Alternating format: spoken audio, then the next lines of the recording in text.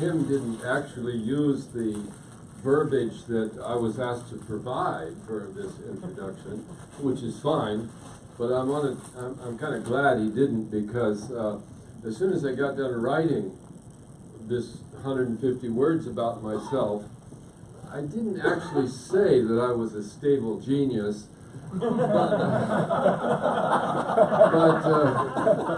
it was in that genre, and I vowed that for the rest of my life, I will always be sympathetic when I'm writing reviews of apologetic Adventist history. Because if there ever was an apologetic biographical sketch that left out all the warts and, warts and all sort of thing, that was it. Okay, now, my paper can be read in 19 minutes and 45 seconds. I'll be timing. But no. But my wife has recommended again and again that I speak more slowly. So here's my countdown alarm, and we'll just start that, and we'll jump into it. This study aspires to situate Ellen White's letters and diaries in the context of her time and culture. Now, it'll deal primarily with the physical characteristics of those writings, especially the holographs, the handwritten originals, and the physical circumstances of their creation. It examines pens and penmanship, ink, paper, grammar, diction, and how, when, where, and how much she wrote. Now, it's difficult to estimate how much Ellen White wrote during her lifetime. Nearly 40 years ago, some physicians suggested that she wrote so much because she suffered from hypergraphia, which drives its victims to write prolifically and obsessively. But when situated in her own time, the volume of her writing does not seem exceptional. The annotated edition of Ellen White's early letters and manuscripts estimates that she left us more than 3,000 letters and 5,000 manuscripts, some in untranscribed handwritten form. By the way, most of those that were left by her in that form, most of those have been transcribed since that time, aggregating approximately 50,000 typewritten pages. So Mrs. White wrote 3,000 letters. Okay. Lord Byron and John Wesley also wrote 3,000 letters. Longfellow, 4,000. Joseph Conrad, 5,000. Voltaire, 6,000. Darwin, 7,000. Hemingway, 8,000. George Washington, 9,000. Henry James, 10,000. And skipping ahead, 18th century German princess Elizabeth Charlotte wrote 25,000 letters. We're not done. Charles Dodson, otherwise known as Lewis Carroll, wrote 100,000 letters in addition to Alice in Wonderland. So the volume of Mrs. White's writing doubtless exceeded that of any ordinary housewife, but she was by no means exceptional when compared to the writers of her time. After all, this was the Victorian era, and Queen Victoria wrote an average of 2,500 words each day of her adult life. Ellen White said, "I have my work, which is speaking and writing." And often when she referred to my work, she mentioned only her writing. She never mentioned her speaking as alone as being my work. She often refused speaking appointments to concentrate on writing. She took much pleasure in her writing. She frequently recorded how many pages she had written. During these 11 months, I wrote 2,500 pages. On any day, she might say, I've written 5 pages, or 6 pages, or 10 pages, or 20 pages. She wrote morning, noon, and night. And when we say morning, you got up at 1, 2, or 3 o'clock in the morning to write. She wrote by lamplight and candlelight, gaslight and firelight. She wrote at table. She wrote atop trunks. She wrote atop satchels. She wrote while traveling in carriages and on trains and ships. She wrote when her hand was crippled with pain. She wrote with pain in her back, on some occasions pain in her eye, her teeth, her cheek, her temple, her head, her shoulders, her arms. The only piece of furniture she brought back with her from Australia to California was her writing chair with its board attached. Write, write, write, she said. I feel that I must and not delay. Now, by listing the total pages written and the total pains endured while writing, Mrs. White seems to be saying, I am working and working hard for you and for the church. James White sometimes lamented his wife's incessant writing. Mrs. White is writing. Poor woman. This almost eternal writing when she should rest seems too bad. But later, noting that there is wealth yet in our pens, he urged her to lay aside everything else and concentrate on writing. Now, for paper, she sometimes ordered custom-made scratch pads as much as 18 inches tall, fine-lined paper, foolscap, note paper, letter paper. The paper on which she wrote early in her career was probably better than some that she used later on. This was because the early documents were written on paper made from cotton rags. As the demand for paper increased in the middle of the 19th century, paper mills could not get enough rags to keep up. Just after the Battle of Gettysburg in 1863, ragmen and other scavengers descended onto the battlefield. They stripped corpses of clothing to sell to paper mills. The army had to post sentries to stop the ghoulish work. By the 1870s, the process of converting wood pulp to paper was being perfected, but this paper contained acid, so that some of the paper Mrs. White used late in her career is more brittle and fragile than that she used early on, although I have noticed sometimes she has carefully watermarked paper even late in her career, so I think she tended to buy a good rag content paper even later on. She used pencils and steel-dipped pens for many years, but by the 1880s she was also using fountain pens. Fountain pens had been perfected much earlier, but it took time to, I shouldn't say perfected, invented much earlier, but it took time to perfect pens that didn't leak, you know. She wanted durable pens, not too large, and not the ones that unscrewed in the middle because they didn't hold enough ink. Almost as soon as typewriters came into common use, her secretaries were using them. Mark Twain claimed he was the first important writer to present a publisher with a typewritten manuscript. He thought that was Tom Sawyer, but it was actually Life on the Mississippi, 1883. Mrs. White's secretaries were using typewriters, or calligraphs as they were called, 2 years later in 1885. Willie White, aboard a ferry in Europe in 1886, was on deck using his calligraph when many gentlemen and ladies collected around him to see, for this was a new machine to them. The quality of Mrs. White's penmanship varied. Her strong, long, floating T-bars almost make one want to believe in the pseudoscience of graphoanalysis, since they are said to indicate willpower, enthusiasm, and ambition. Now, sometimes her handwriting is quite readable, and sometimes individual words, even whole lines, are illegible. The handwriting of her twin sister, Elizabeth Bangs, was neater and more regular. After all, Elizabeth was able to continue her schooling in an era when handwriting was emphasized, after Ellen's education was terminated by her accident. Mrs. White knew her handwriting was not the best. Please excuse this hastily written line. Overlook the poor writing. Different ones have broken in upon me. On another occasion, please excuse all blunders. I scarcely think this letter of sufficient worth to send. I have no time to get it copied. But she was not the only writer with poor handwriting. Charles Dickens' handwriting was small, difficult to decipher, often nearly illegible. Henry David Thoreau's penmanship was sloppy, notoriously difficult to read. The handwriting of Henry O'Neill, the British consul to Mozambique in the 1880s, was so bad that the Foreign Office had to admonish him.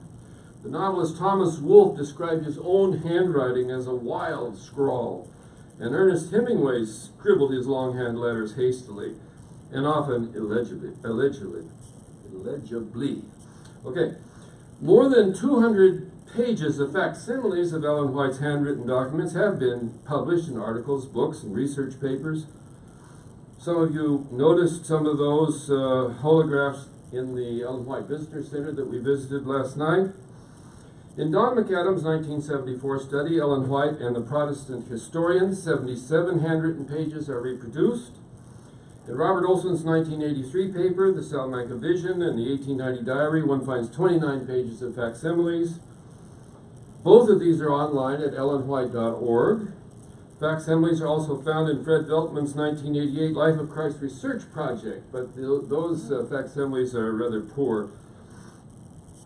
Ellen White's handwriting sometimes leaves readers puzzling over particular letters especially vowels.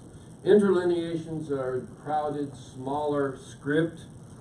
Mrs. White sometimes used very little punctuation, and that not always correctly, although sometimes when she edited her own handwriting, she would insert the periods, you know. Most of the exclamation points and question marks were provided by those who transcribed her writing. Her underlined words are not usually carried over with italics or other forms of emphasis.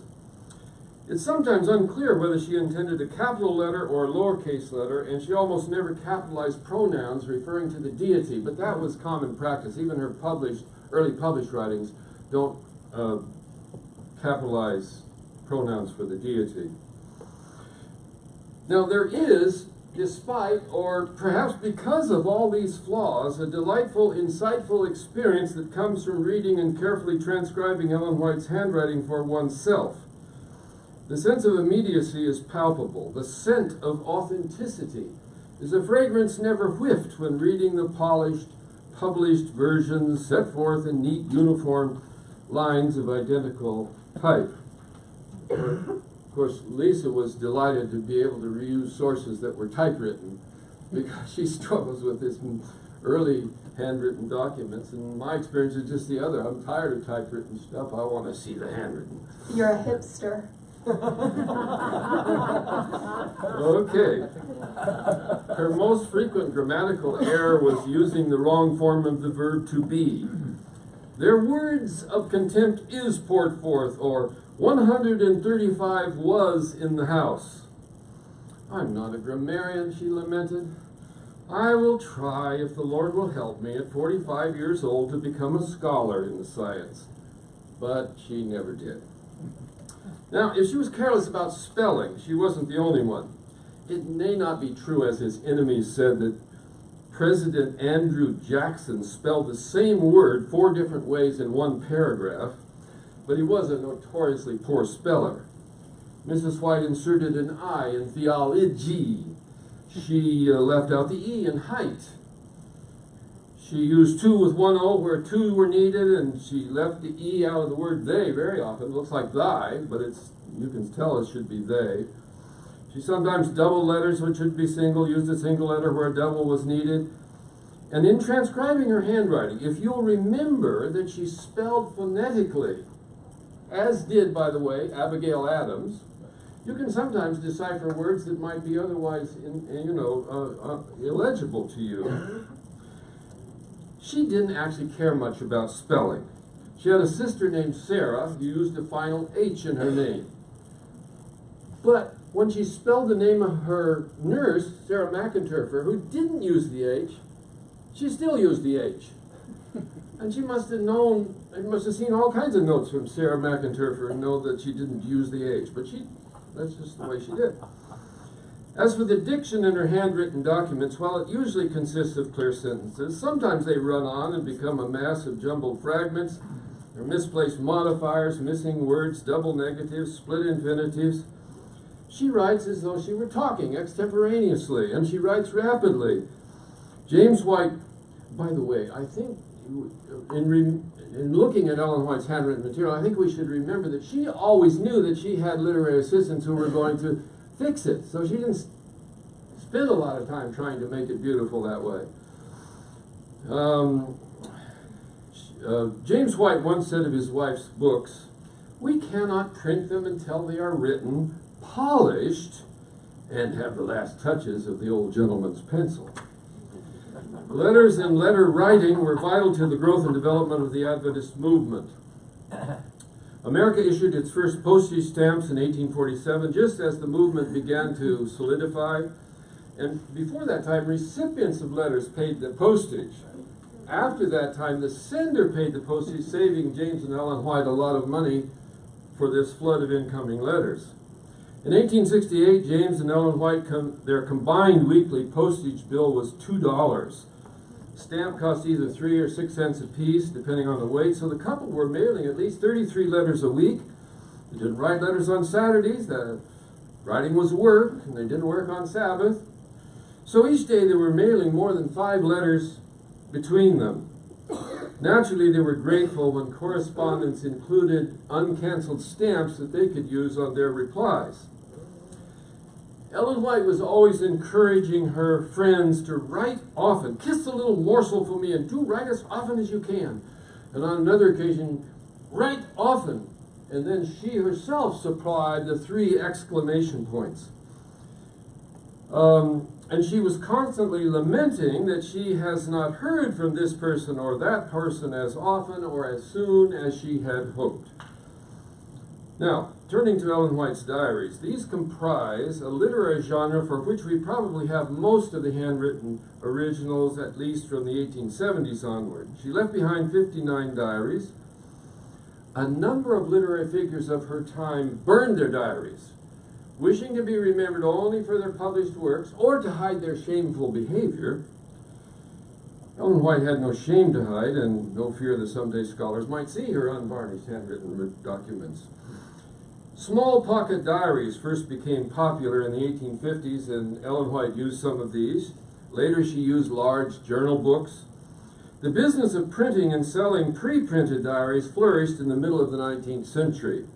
Movement from farm to city and from east to west accelerated, and diary writing gave people a sense of place and control in a fast-changing world. So diaries were common gifts among family members, who sometimes even gave them to servants. Diary writing became a very popular 19th century endeavor, often a multi-generational family tradition. I bought a couple of old diaries on eBay, and one of them was a gift to a 17-year-old young man. And as he began this diary, he mentioned it was the 8th year in a row that he had gotten a diary for Christmas. So the Huntington Library includes diaries from 4, 5, or even 6 generations of a single family. Now, diaries constitute such a varied genre that they're all bound together almost only by their daily dated entries. The difference between Mrs. White's diaries and her letters sometimes is not great. Sometimes one sounds like the other, and sometimes letters are in her diaries. She was most likely to be a faithful diarist when she was traveling, although this fascinating account of her 1880 journey across the country was recorded in a letter to her sister, Elizabeth. She wrote it in bits and pieces over several days as the train rolled along, just as one would make entries in a diary. When she was not traveling, she was anything but a faithful diarist. She might keep a record of her several days or weeks or months and leave the rest of the book blank. She went back to earlier diaries and added things so that a page might exhibit black ink, purple ink, and pencil writing. That's why when we do get these scanned with modern equipment, we want to make sure that we have them scanned in high definition color, because they were microfilmed many, many years ago and deposited during the Cold War in Lincoln, Nebraska, I think, so that because we didn't think the Russians would bomb Union College.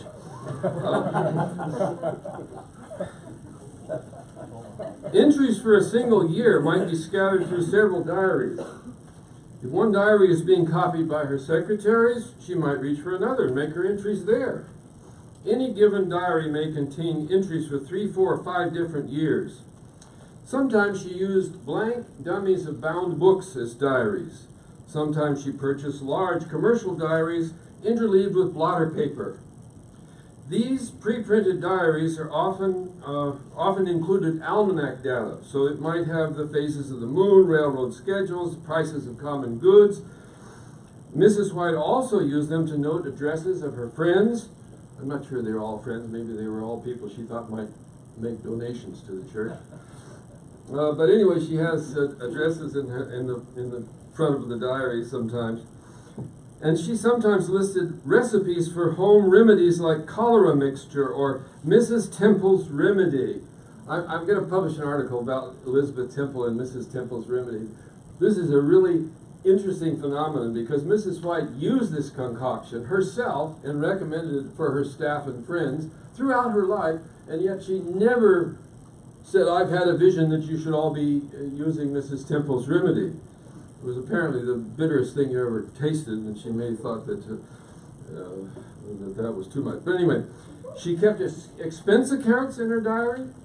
Now, the most famous diary in the English language is undoubtedly the million words that British politician Samuel Pepys recorded during the 1660s. Pepys' diaries are, to say the least, quite the opposite of Ellen White's. In them, he recorded not only major public events, but he confessed his own every weakness and mean thought. He also recorded, in gleefully sordid detail, his illicit affairs. However, he rendered these passages in shorthand. Now, there are scattered shorthand notes in Ellen White's diaries, but not to hide anything. They were inserted by the literary assistants as they went about their editing tasks. Never in Mrs. White's diaries, and only twice in her, I've got 5 minutes and 22 seconds, so I'm going to have to speed up now. Never in her diaries, only twice in her letters, so far as we know, was she so candid about a private matter that she asked the letters to be burned. The first time was when she was writing to her close friend, Lucinda Hall, to describe her husband's unkind words and her annoyance at him. But Lucinda didn't burn the letters. The second time, she wrote twice to her son Willie, urging him to write more faithfully to his new wife, May Lacey White. In the second letter, she told him he could burn the first letter, which he was apparently happy to do. We have no record of that. Scholars note the general absence of introspection in most 19th century diaries. Mrs. White wrote often of her pains and illnesses, but she rarely confesses any moral errors she might have made. In one period, she said she confessed to wrong in speaking and acting sometimes. On another occasion, she said she felt guilty before God for overworking. On another occasion, again seeking reconciliation with James, she said, "I don't claim perfection of Christian character. I'm not free from mistakes and errors in my life.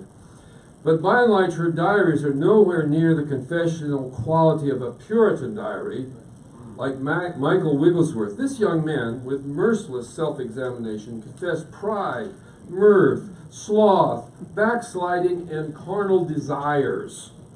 Apparently teenagers have changed little over the years. Anyway, nor do Ellen White's 59 diaries constitute a particularly extensive collection. The British barrister and poet Arthur Munby filled 95 diaries. Abolitionist Henry Clark Wright, more than 100 diaries. America's most prolific diarist was the Reverend Robert Shields, whose diaries fill 97 boxes. I think he was mentally off, but anyway. Various sources do describe the types of editing that Mrs. White's letters and diaries required, but they rarely mention specific examples of the editorial changes that were made. Now, the first volume of Ellen White's annotated letters and manuscripts does use the edited versions of those documents, but it is still obviously the most important, urgent effort right now to get a better understanding of Ellen White. And I should think that if you want to volunteer to advance Ellen White sources and Ellen White studies, volunteering to help annotate these documents would be one of the greatest things that you could do. My conclusion is simple. Situated in the context of her times, Ellen White's handwritten letters and diaries were not unique as to their volume, nor with respect to the quality or lack of quality of their handwriting or spelling. Just how their grammar and diction compared with other writers could warrant further studies. Editors regularly correct, even improve the finished works of authors, but it's doubtful that any editors were as heavily involved in the process as were Ellen White's literary assistants. And again, it was not because she couldn't have made it better, but she didn't need to make it better because they were going to take care of that part of it. Thankfully, it has been many years since apologists have argued that the literary beauty of Ellen White's writings proves prophetic inspiration. But what we know thus far about the physical characteristics of her writings should warn us not to claim that she rose above every human imperfection or exceeded every human achievement. On the other hand, we cannot assume without further study that her handwritten documents were markedly worse than any others. The uniqueness of her theology, of course, the value of her counsels and insights, the nature and extent of her influence, are matters to be examined by other disciplines. And that is followed by 85 endnotes. Thank you very much.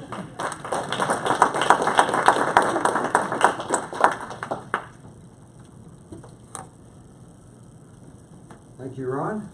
Our next presentation will be given by Dr. Gilbert Valentine, who recently retired as the professor and chair of the leadership and administration at La Sierra University.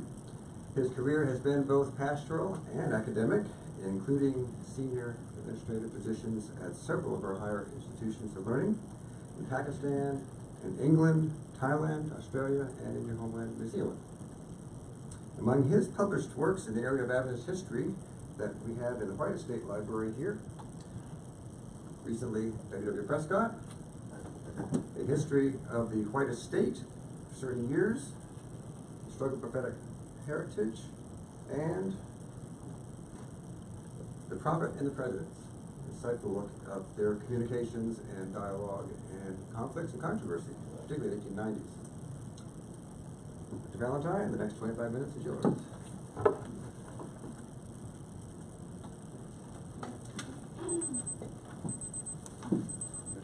Thank you, Tim. I have a paper for distribution. Ron, could you help do that? The reason that I'm circulating a paper is because this is a work in progress, and I'm hoping for it to become a project where you can have a bibliography of manuscript diaries that are available for research in history. This afternoon's presentation is not a cutting-edge, push-the-boundaries type of a presentation, but rather alerting you to information sources. That's really what I'd like to share this afternoon.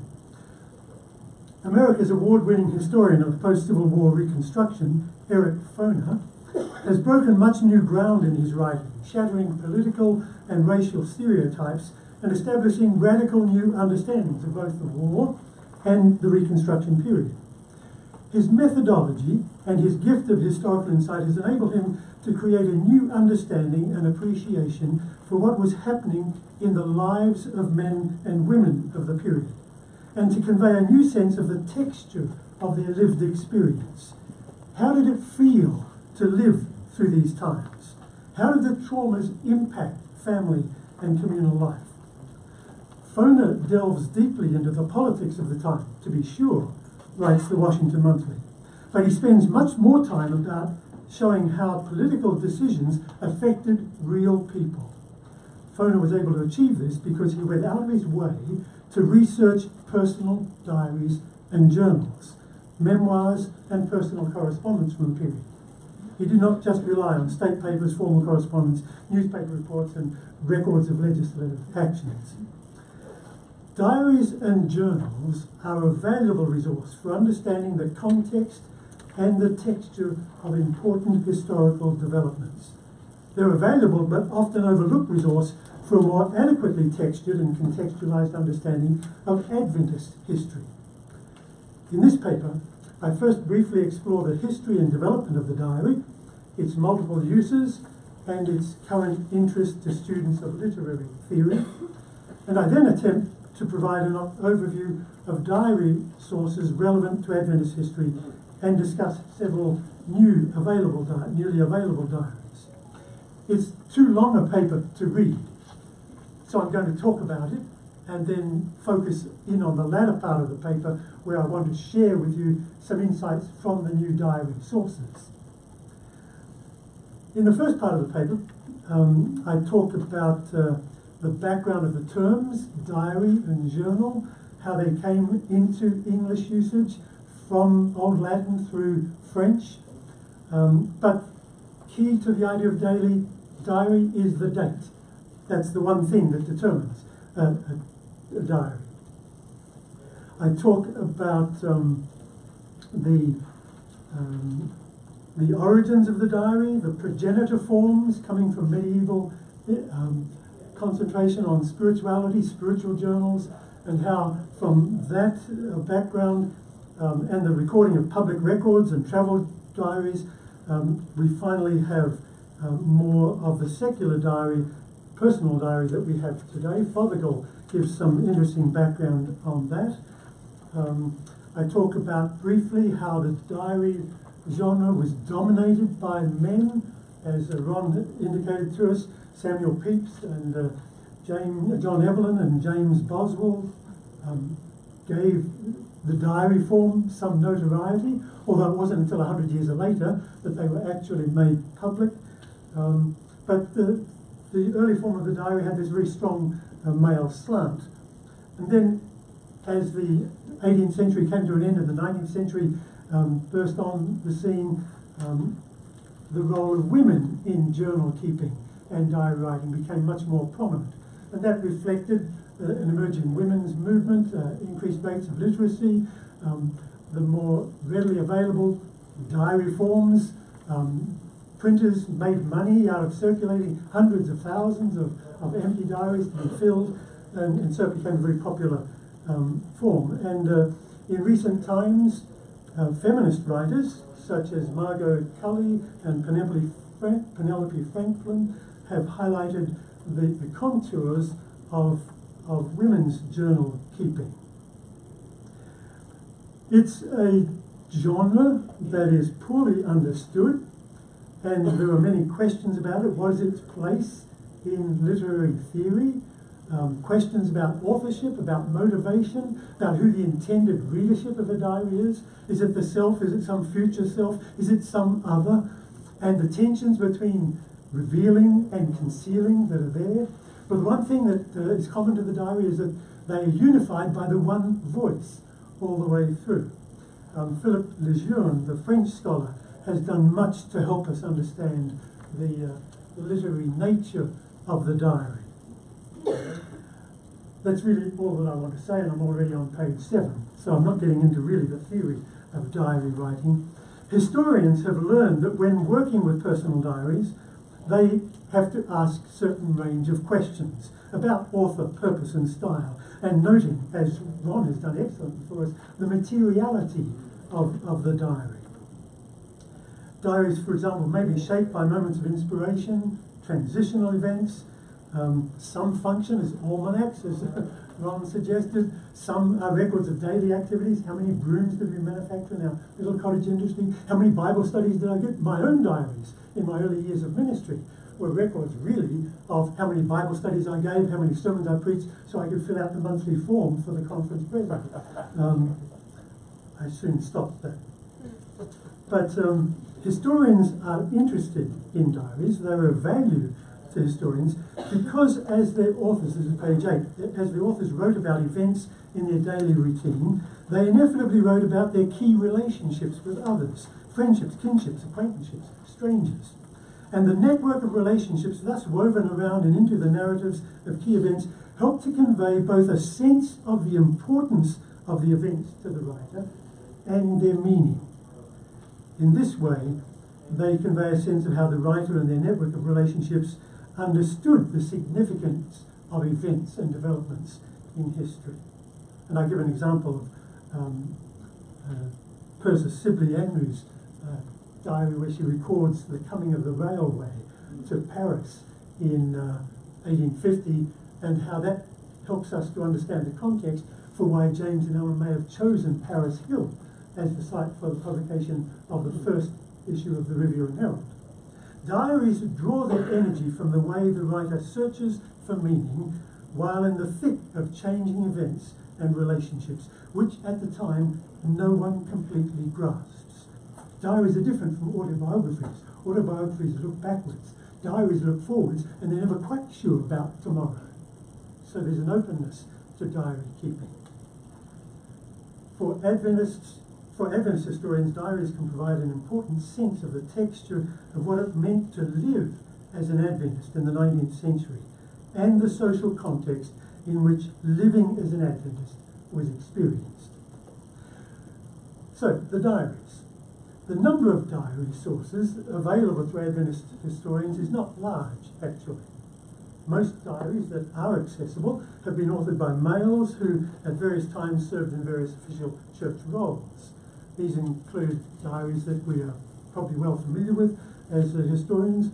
Adventist historians. Georgia Madden's diary. Joseph Bates kept the ship's log. John Byington kept the diary under Brian Strayer, who's worked with that closely, as he has with the diary of John Loughborough. We have just a fragment of the diary from Hottle, who attended the 1888 conference, but that fragment is very informative.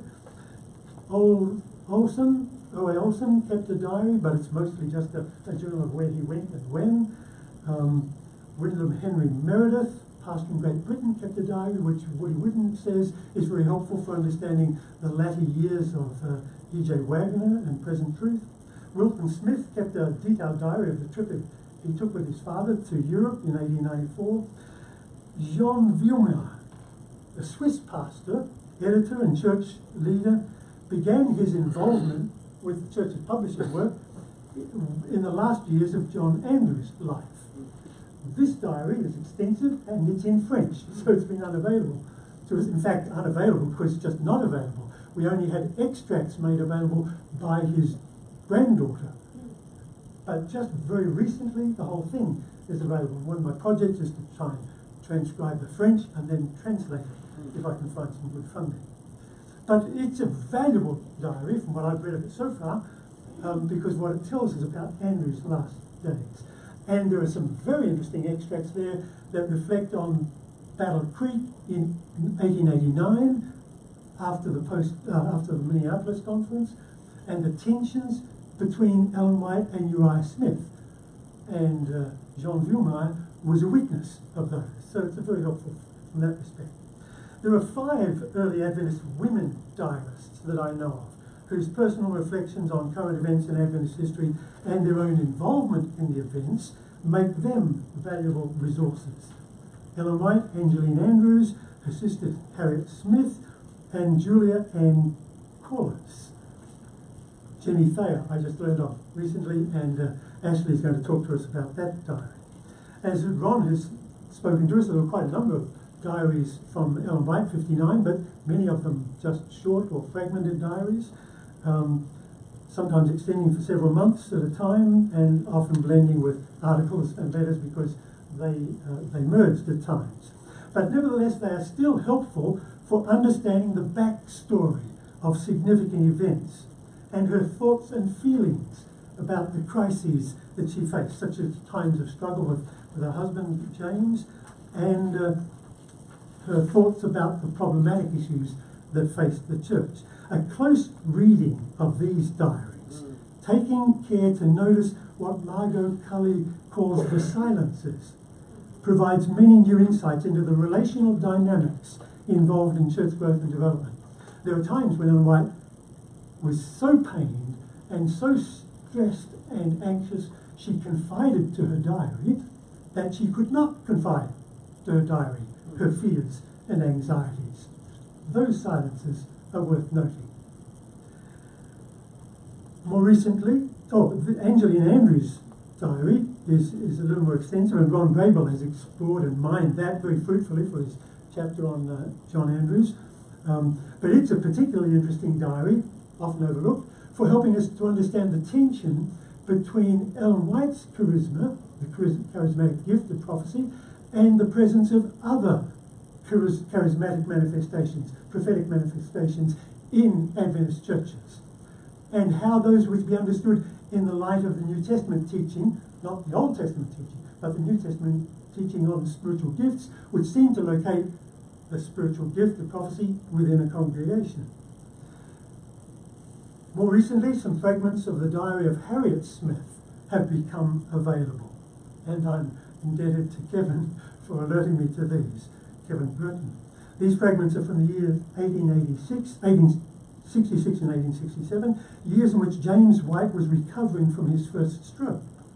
The diary provides new insights into the nature of White's illness, his fitful journey back to partial health, and the stresses that induced in the family. The diary is also valuable for the glimpses it gives us into the family life of the Whites, struggling with an unsettled teenager, Edson, at the time, family conflicts, the need for third parties to come in and help resolve the conflicts. The Julia Ann Corliss Nee Burgess diaries have only very recently become available and are still being processed. I don't think they're available publicly yet, and again I'm indebted to Kevin Burton for helping me with these. Julia trained as a teacher in Central Michigan and became an Adventist at the age of 22 in 1866. She served for a time in the White's home as cook and housekeeper and transcriber of letters. Then in 1868, 2 years later, she married John Corliss, who is a new Adventist, but who had also spent some time in the White home.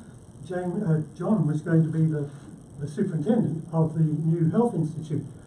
And the diary tells a fascinating story about how they got married. And he turns up on her doorstep one Friday afternoon, and on Saturday night, after Sabbath, they go downtown and visit the local judge and get married, and 2 days later, he's gone again. Decisions made at very short notice. But that diary is particularly interesting. My mind's been blown away in a sense, by reading about her visit to Australia, when she went with her husband in 1885 to start the work in Australia. We've had general information about the work in Australia from public records, the review reports and the Bible Echo, but never from a perspective of a diary. This good lady shifted house 4 times within 5 months in order to keep up with a tent mission that her husband was moving from suburb to suburb, looking for houses, coping with the cold and the damp, wet weather. But more importantly, how she as a woman was involved in the mission of the church as a minister. And from reading this diary, I have come to a new appreciation for why Ellen White would recommend that Julia Ann Corliss was one of those who could well be ordained to ministry alongside her husband. Very interesting context and background for an understanding of women in ministry. There are some non-Adventist diary sources. Wow. 2 non-Adventist diaries that provide helpful insights about Adventist life. Persis Sibley married Charles Andrews, who was John Andrews' uncle. John Andrews stayed with this family for 6 months, 1843, 1844.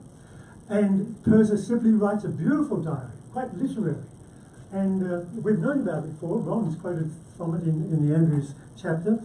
But it has warranted a much closer reading, because this lady visited the Andrews relatives and got acquainted with them, and she employed, so it turns out when I closely read the diaries, and as you say, Ashlee got to know who the names were and what the relationships were, she employed a number of Adventist Sabbatarian housekeepers, some who were relatives, some who weren't, so we know much more about the North Paris Church from this diary than we've been able to realise before.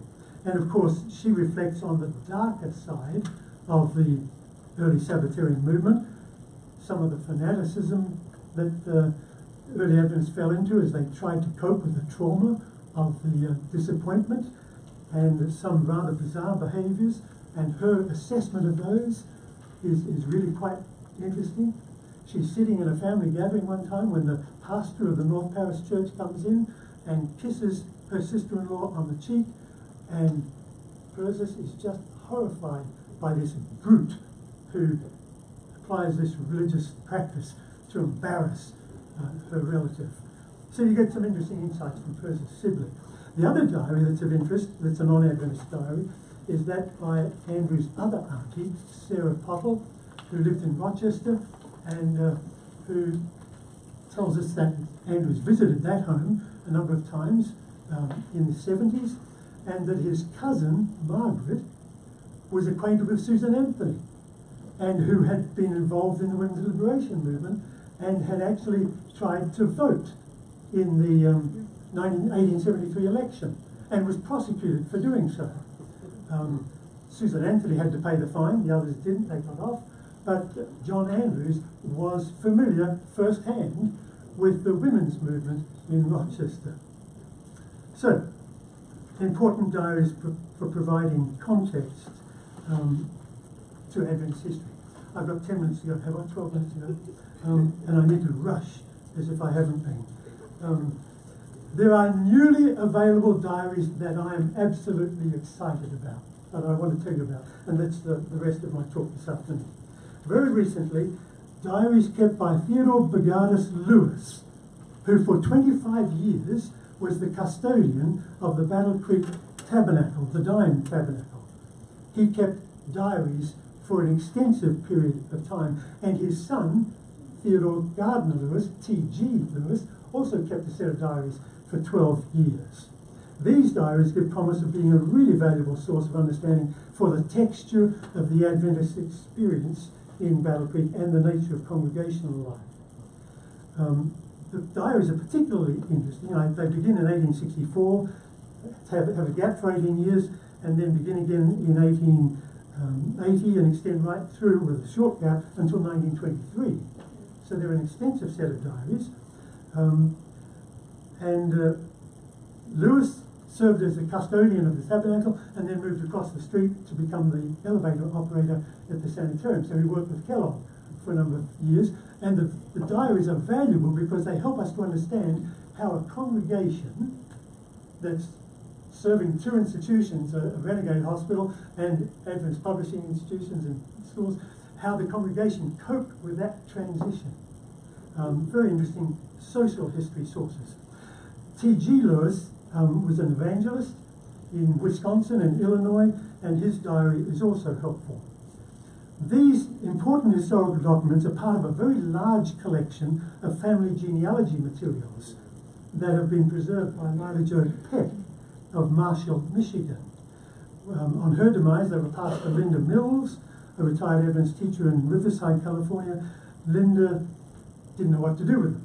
Heard me present one afternoon at Loma Linda Church and said, he's writing on Jane Andrews, maybe he could use them. And so that whole collection of materials, half a garage full, ended up in my possession in a garage where they stayed for quite a number of months. The value of the diary, they're small leather-bound volumes, but the particular value is that Lila Jo Peck had them transcribed exactly. Spelling mistakes, punctuation mistakes, grammar mistakes, and all. 6 large volumes of them.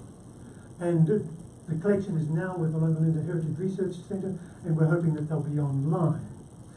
Why are they interesting?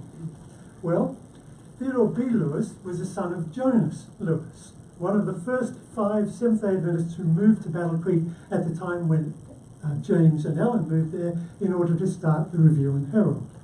According to Lewis family tradition, the small firewood industry that they operated from their home actually gave rise to the name of Wood Street, where they lived. Not been able to verify that, but it's a strong family tradition. Ellen and James later built a house alongside of the Joneses' house, and that was the house we saw, the cutaway model, down in the White Estate just last night. So, T.B. Lewis grew up with the White boys. They were his neighbours. And he knew very well Henry, Willie, Henry, Edson, and Willie. The diaries are typical of diaries of the period because we talk much about the change of weather and how many brooms he was manufacturing, but they do give insight into attitudes and values. T.B. Lewis fell in love with a girl by the name of Eleanor someone, and she wasn't an Adventist. They went to visit the Whites. No account of what happened in that visit, but they were married shortly afterwards in the Congregational Church. And T.B. Lewis says that the first Sabbath after their marriage, they were sitting in the Battle Creek Tabernacle and they could feel the eyes of the whole congregation burning in on them that Sabbath morning. A few weeks later, Eleanor was baptized. That gives us some sense of the dynamics, the social dynamics of an Adventist congregation in the 60s. 3 minutes. Oh, quite a while. The diaries are also helpful because they tell us some insights into how the church life operated. T.B. Lewis was a tithe collector. That means that a couple of afternoons a week he went around and visited the community. and collected tithes and reported them to the church treasurer, and it was a way of keeping in touch with the community. The diaries are helpful. The diaries are helpful because they tell us a bit of the background of the 1901 reorganisation session that happened in the Tabernacle. Just a month or two before the session was due to convene, they decided that the Tabernacle needed refurbishing, and they didn't quite get it finished before the meetings started. It needed a new roof and new furnishings and repainting. So the refurbishing of the Tabernacle becomes a kind of a metaphor for the refurbishing of the church that took place there in the Tabernacle in 1901. The diaries tell us a little bit about the tensions of that session, the tensions that you don't read of in the review. Apparently, some people were upset at the session and tried to storm the platform, and because T.B. Lewis, as the custodian, was also responsible for security, he ended up taking Nelson and his colleagues down to the police station. And then during the week, they attempted again to get a hearing, and on the following Sabbath, so a second time, Lewis had to become involved as security officer and get the police involved in quelling these disturbing elements. A final point of contextualization that I found very interesting was that the Lewis family boys, one of the older brothers, was attracted to service in the Union Army. He was a cornetist, musician, and so he volunteered and moved away. Henry, 16, living on the other side of the fence, and his brother, Edson, were also playing music for the recruits that were practicing marching on the other side of the fence. And James and Ellen were really worried that Henry would yield to the temptation and volunteer for the service. Music. I mean, one family in the neighbourhood had already lost a son to that. They were fearful of losing Henry. They took him away to Maine, away from temptation. Tragically, while they were in Maine, he died of pneumonia. Tremendous trauma for the family. So these diaries tell us of the regular family life, Sabbath fellowship, weddings, funerals, and something about their civic involvement. T.B. Lewis was a local electoral officer. He took his granddaughter down to meet Theodore Roosevelt and William James Bryan when they visited town. Why did they go shopping on Saturday night, not on Sunday or Friday afternoon? Because they started work Sunday morning at 7:30 in the Review and Herald. Very poor HR practices in Adventist institutions. Started work 7:30 Sunday morning, didn't finish till 4 or 5 on Friday afternoon, and the only time you could go shopping was Saturday night. So everybody did. T.B. Lewis and his family, and that was the time of social fellowship. So you get some inkling about the nature of congregational life and the experience of what it meant to be an Adventist, the texture of life and the context. In conclusion, diaries are an important historical source for establishing the context of developments in Adventist history. They give insights in what it meant to be an Adventist and how Adventism was experienced in everyday life. The newly available diaries discussed here will provide much new colour and texture to the understanding of 19th century and early 20th century Adventism. Thank you.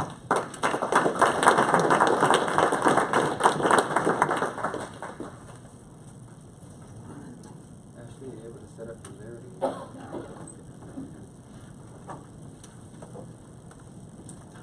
Our last presenter is Ashlee Chism, Assistant Archivist of the General Conference Office of Archives, Statistics, and Research. Ashlee is a graduate of Southern Adventist University, and she earned her master's at the University of Michigan, specializing in archives and records management. And she joined Archives in 2015. I have the privilege of having an office just around the corner from hers, and I try not to bug her too much with things that I might need occasionally for a research project or another request that we have. And she is going to be presenting a case study of sorts that further illustrates the importance and value of the diaries that Gil was just referring to in his paper. Thank you, Ashlee. After this presentation, we'll have 30 minutes for question and answer.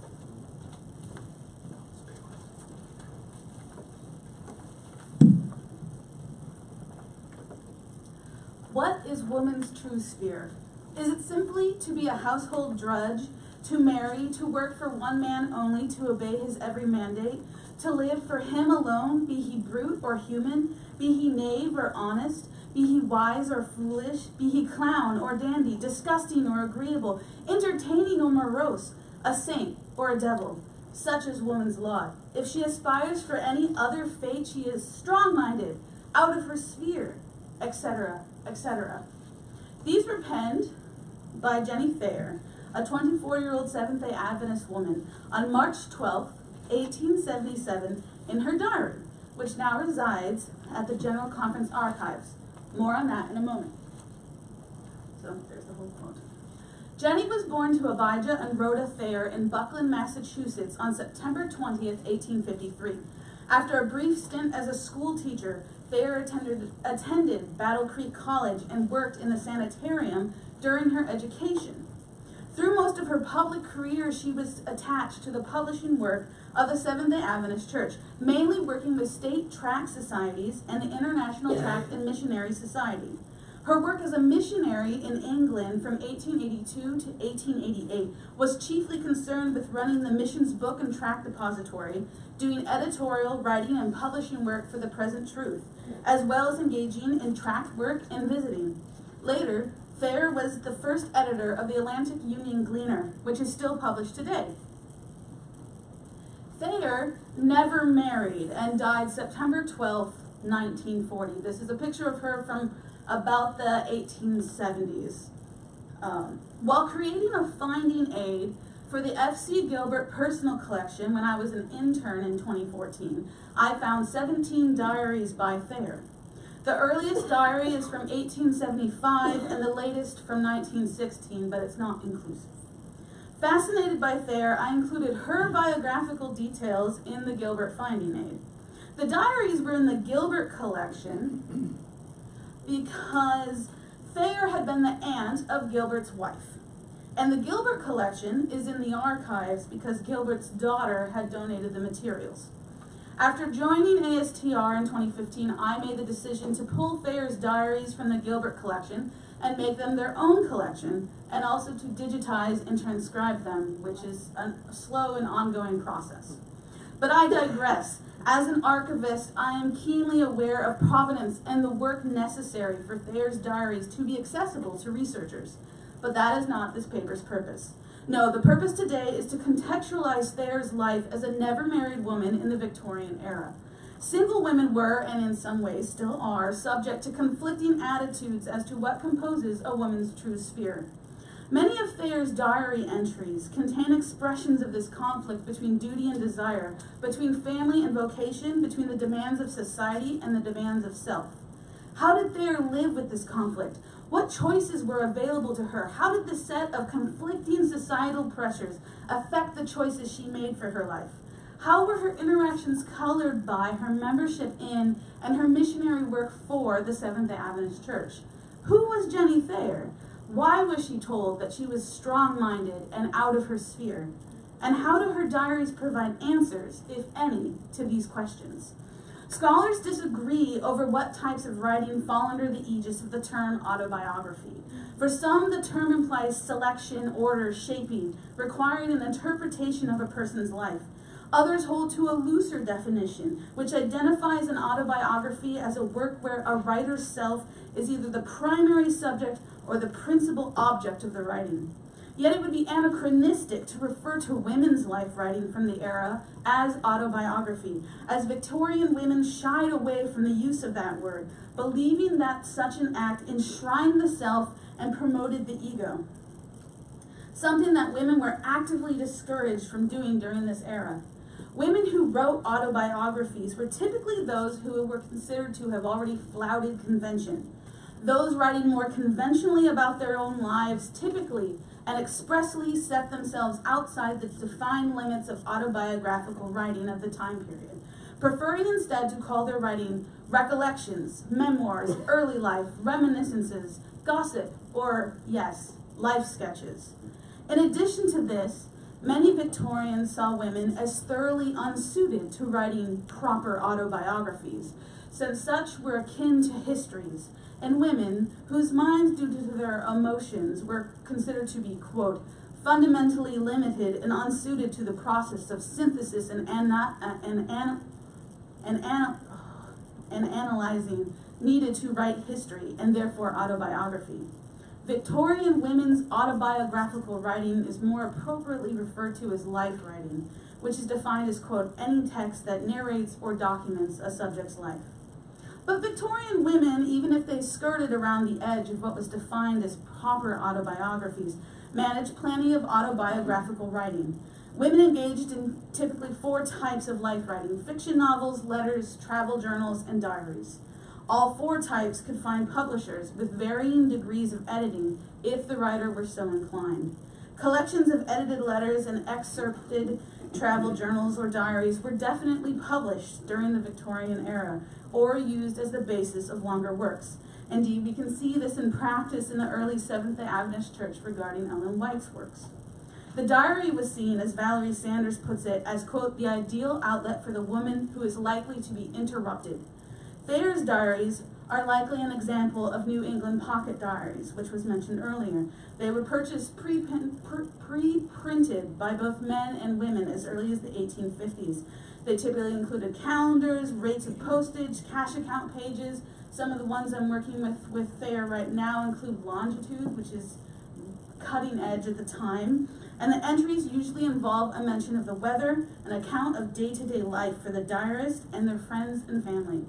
In addition to this basic record keeping, women's diaries could be used as a way to enhance penmanship, as well as providing her with study to look back on or an account of her relationship with God. Thankfully, Thayer's handwriting is rather neat. As far as we can tell, Thayer did not intend her diaries for publication, but rather as a private account of her life. This doesn't necessarily mean that her diaries were private in the sense that we see diaries today, though we can't be completely certain that they weren't completely private. Women's diaries, especially pocket diaries, were sometimes used as semi-public records of domestic happenings, leaving little or no room for the writer's thoughts, though occasionally said thoughts would make it to the page. Space, of course, is limited in diaries which can fit in a person's palm. Thayer's diary entries throughout the years typically follow this basic pocket diary pattern: weather, comings and goings, and other items of note. Sometimes Thayer offers a personal thought or a note of self-condemnation regarding her behavior, or an account of a particular event from the day. Thayer's diary from 1877, for example, includes the briefest account of a visit from Sidney Brownsberger and John Harvey Kellogg. Beyond the mention of their names, the fact that they were at the door, and 2 heavily marked exclamation points, Thayer doesn't divulge any details about the encounter. It's very frustrating. But what can her diaries, her life writing, tell us about her life? Nearly overwhelming amounts of secondary research exist on the societal expectations for women in the Victorian era, though most of that research focuses on the experiences of white middle-class Christian women. Thayer does meet all 4 of these criteria, as do many but not all of the Adventist women in the church's history. Easily emphasizes that, quote, women are not a forgotten minority. Rather, women constitute the forgotten majority in virtually every society and within every social category. Perhaps contextualizing this Adventist woman's life can provide detail and insight into the lives of her and other Adventists during the Victorian era. As I'm sure this crowd knows, the world outside the Victorian home or the public sphere belonged to men, and that the world inside the home, the private sphere, belonged to women. In actual lived experiences, however, the concept of separate spheres is far more nuanced and messy. In or out of their sphere, Victorian women, now I gotta take a breath, were expected to generally be selfless, domestic, submissive, modest, self-sacrificing, gentle, delicate, able to teach and be taught, loving, sympathetic, altruistic, chaste, and self-controlled. They were to be, quote, pure moral guardians, entrusted with the next generation of men and women, and therefore expected to be pure, pious, and practically perfect in every way. Any young woman would ideally, to quote Plant, quote, divide her day between self-culture, or her duty to God and duty toward her own self-improvement, and her duty to others, in addition to maintaining good health, improving her mind, and being hands-on with household affairs. Efficient women would be able to devote 2 hours every morning and 1 or 2 evenings a week on reading good quality materials. Yet too much education was seen as potentially detrimental to marriage, but paradoxically, women were seen as civilizing men through marriage.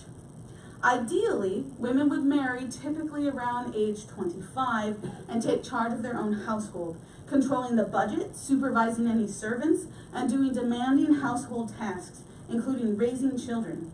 Home and family were meant to be a middle-class woman's only domain, where her worth was measured by how well she cooked, cleaned, and cared for the household's clothing.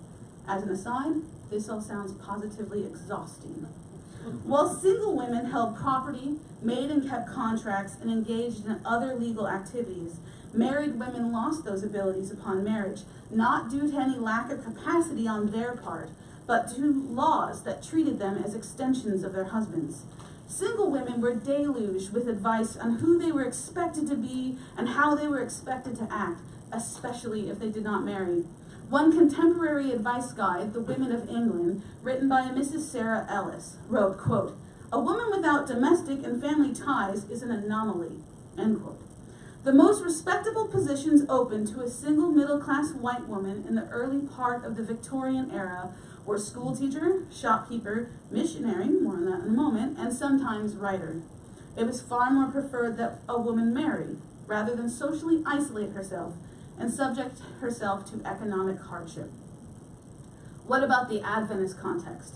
Between the years of 1853 and 1940, which remember, that's Thayer's lifespan, the Advent Review and Sabbath Herald had 31 mentions of unmarried woman or unmarried women, 23 mentions of single woman or single women, 6 mentions of maiden aunt, 16 mentions of spinster, and 13 mentions of that dreaded phrase, old maid. That phrase carried the most negative connotations, closely followed by spinster and maiden aunt. Most articles featuring spinsters reflect the broader Victorian idea that single women were expected to be generously, uncomplainingly selfless, especially when it came to matters of the home. One illustrative example is an article from 1888 titled Miss Susan's Home Mission, itself a selection from the New York Observer, wherein the eponymous Miss Susan is all set on being a foreign missionary, but at the last moment is deterred from going due to the need to raise 2 children from her extended family who show up on her doorstep. Later, Miss Susan's selfless choice is seen to have broadened the spread of the gospel, as the boy she takes in becomes a minister when he grows up.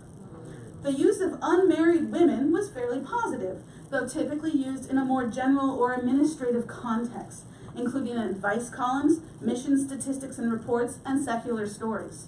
The phrase single women was typically used in an Adventist context and with the most positive connotations. In 1909, G.C. Secretary William A. Spicer wrote, quote, "But the history of missions bears witness to the fact that there is a large place in the work for the single woman missionary, as mission stations are developed and schools and hospitals established. The other 23 posts call for single women to fill the need. 5 physicians, 2 nurses, 4 normal teachers, 9 general teachers, and 5 evangelistic workers," end quote. While this comes from late in the era, Spicer's call demonstrates a Victorian loophole. The most acceptable public sphere open to women is the one that encompassed benevolent domestic and foreign mission work.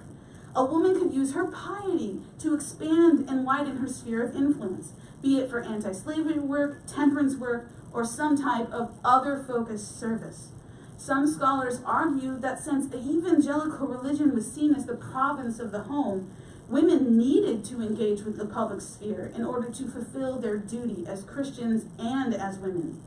This redefining of the private sphere as a mission field appears to have made space for those women who, like Thayer, were disinclined to marry. At any rate, the mission field was more open to many Victorian women who felt social expectations constrained them from pursuing further educational or career opportunities. Still, there was a thin line between being a spinster whose true mission field was the home and being an old maid, which was anathema. In 1889, a selected article titled "A Talk with the Girls" appeared in the pages of the Review. In it, the unnamed author advises Christian girls that their mission is to, quote, "to be good and to do good," end quote, and points out that a girl who did not marry had no need to fret. Quote, "Do not feel that you have failed in the chief object of your existence," the author wrote. "The world is wide, and even an old maid may find a place and be welcome." Single women, and sometimes widowed women, could devote themselves to careers in a missionary work in lieu of marriage and children. In this way, a single woman could avoid fate as an old maid by fulfilling a woman's duty to God and her duty to others via mission work, which also slotted neatly into the idea that life was a preparation for some greater purpose. While not ideal, a woman did not need a marriage partner in order to fulfill God's purpose for her life, if she devoted it to Him and His family. Yet that was the second option. The prevalent Victorian idea was that the only way for a woman to be truly useful and happy was to marry and bear children, and that to do otherwise would be a violation of natural order. A prominent Adventist woman, Soretta Henry, which is pictured here, wrote a parenting article for the Review in 1898, describing, quote, "the good child" as the girl who is stacked with household work, including tending younger children, but who uncomplainingly accomplishes this work, not because they want to do good, but because from selfish reasons and for want of love from her parents. Such a girl, the widowed Henry writes, either grows up sickly, dies in her youth, lives as an old maid dependent on her siblings, or worst of all, grows up to be, quote, "a strange, incomprehensible woman." While I cannot mention all the examples I found, because this is very short, I can say that in this matter, Seventh-day Adventists were not peculiar or radical, but rather stolid examples of Victorian thinking. Rich's work on the history of the British mission has very little to say about Thayer, except that, quote, "little detail is known of Thayer's work in the British mission," end quote. Beyond her service as the mission secretary in Southampton and Grimsby, who set type, read proofs, and prepared literature. Thayer's diaries provide details of that day-to-day life. Indeed, she did all the things in Rich's list, but she also cleaned, cooked, prepared rooms for the guests, made visits, and taught Sabbath school.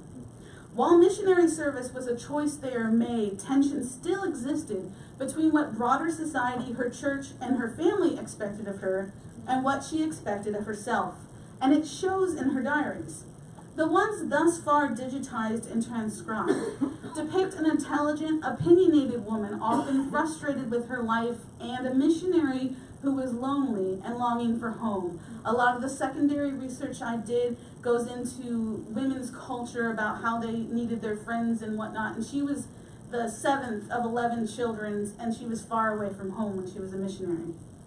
To use Mrs. Ellis's term, Thayer was an anomaly. Missionary wives were beholden to their husbands. Children at the mission were beholden to their parents. But who is Thayer beholden to? Only God? The minister in charge of the mission? Despite her position as their co-missionary, this question certainly was on at least one of the minister's minds. 133 years and 1 day ago, the 31-year-old Thayer recorded the following. Received quite a lecture today on not using my capabilities as well as AB. And I told him just what I thought, that the Lord does not require so much of me as some men do. Cried, of course, like a baby. Thayer's frustration seemed to be recurrent, especially... It might be A.B. Owen, actually, because they were working in the same, with the International Tract Missionary Society at the time. A frequent refrain of hers in her diary, and this is a picture from the 1880s. The frequent refrain of hers is, "Why can't I be good?" I don't know how many times I've transcribed that. With self-recriminations for being harsher or more hasty to speak than she would like to be. in her opinion and in what she perceives as the opinions of others. She fails to do good, and more importantly, to be good. When Sands and Parmelia Lane arrived to the mission later that year, Thayer was thrilled. She had been friends with them both since her Battle Creek days, and had maintained frequent correspondence with them both. Upon reading the review that the Lanes intended to sail sooner than expected, she records in her diary, hope he will hurry, and later that month spends an entire afternoon expecting their arrival at Grimsby. Sister Lane apparently then took up charge of the housekeeping at the mission, which would have freed Thayer from some domestic duties in order to accomplish more of the publishing work. However, it was the presence of another woman that Thayer seems to have truly cherished. Quote, "What a change from my years of solitude," she writes in June, after an account of an evening where she and Sister Lane played and sung during the evening. One sees Thayer's palpable relief in such an entry. Most of her fellow missionaries were men, and any close relationships between an unmarried woman and a man, married or not, ran the risk of being seen as something improper. The arrival of Sister Lane is definitely a bright spot in Thayer's 1885 diary. Why was Thayer told that she was, quote, strong-minded and out of her sphere? It's likely because Thayer was an educated, intellectually minded woman who remained unmarried in an era which saw very little of that as the ideal. While we can only speculate, it's easy to imagine that she asked, what is woman's true sphere? Because she felt that there were, or should be, more options available to her than household drudge or old maid. Thayer lived and worked as a single woman with people whose names Adventist history students readily know. Amidon, Spicer, White, Butler, Andrews, Wilcox, and Loughborough, to drop a few names of people appearing in her diary's pages. Thayer's diaries allow a window, perhaps, into not just the facts of her daily existence as a woman and as an Adventist, but also into how that daily existence felt, what it was like to live and work with the people whose names are easily recognizable. Some of these older works, that we've had this discussion last night and today, that older works in Adventist historiography are largely saints' tales. That's coming from my English major. Full of larger-than-life personalities, meant to confirm faith and inspire action. These tales do admirably, but we do those personalities a disservice when we forget that they were people like us. So this is a picture, I'm digressing a tiny bit, of the European Council in Switzerland in September of 1885. Jennie is actually, if you look on the, over there, she's wearing the same brooch as in the picture, which is why we know it's from the 1885. But we know the exact date of this photograph, which comes from the White Estate, because of her diary. Because she records, woke up, went to the first meeting at 5:30 in the morning. Why did it start at 5:30 in the morning? And then afterwards, they took a picture of all the delegates and the workers in at the council. So she's the one with her arms crossed like this, and she has like a grin on her face, like, I don't know. So you can look at it later. So I'm on the last paragraph. So they loved God, they loved each other, and they loved the gospel. But the early Adventists, they also doubted themselves. They held contrary opinions from one another. They were affected by daily weather. They got lonely. They missed home. They argued. Oh boy, did they argue. They were Adventists after all. Because they were people like we are. We honor Adventist pioneers like Thayer, White, and the rest by situating Adventist history, by situating their stories in their respective historically based contexts. Because how can we truly understand our past history unless we connect to the people who lived it?